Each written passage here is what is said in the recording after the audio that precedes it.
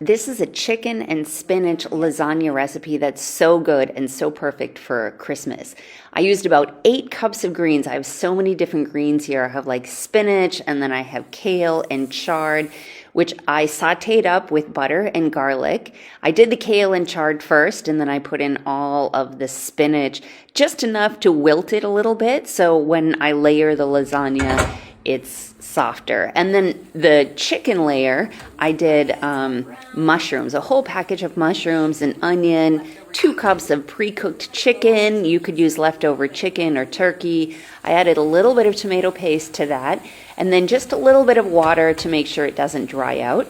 And I used fresh basil from my garden, just like a couple of good sprigs of fresh basil, and I cut it up. And then instead of using tomato sauce, I made a really quick bechamel sauce, which is just roux and milk, and it turns into like a thicker sauce, really easy to make. And then I layered up the lasagna. I started with bechamel and then the noodles, and this is the chicken, and then all of those greens cooked down to this tiny little bit of greens.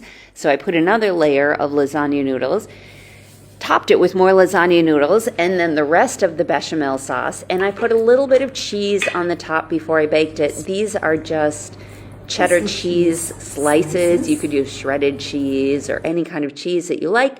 Bake it up 30 minutes. So good. It smelled so good. Let it rest for a little bit before you dive into it, and give it a try for the holidays. Let me know how it goes.